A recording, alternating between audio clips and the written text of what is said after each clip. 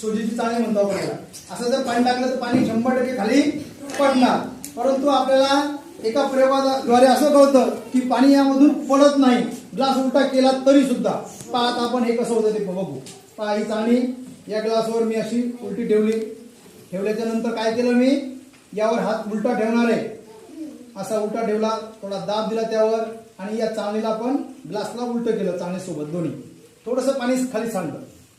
आता यानंतर काय केलं मी, तर नाही हे ग्लास मध्ये पाणी म्हणजे डवे ऐक नाही, हवेचा दाब आहे त्याला खाली. त्याला जेव्हा थंड हवा लागते त्यावेळेस ते पाण्याचे थेंब खाली येतात. मग आता याला हे पहा, हा ग्लास मी असा फिरवतो थोडा थोडा. हा पुन्हा खाली ओल्ल होऊन जाईल. इथे ओल्ल करू आपण थोडंसं बाजूला. फिरवतोय मी आता. हा थोडा थोडा फिरवतोय जाऊन. हा पहा पाणी सांगते का खाली, नाही थोडं थोडं सांगते, थोडं थोडं. तशी त्याला हवेचा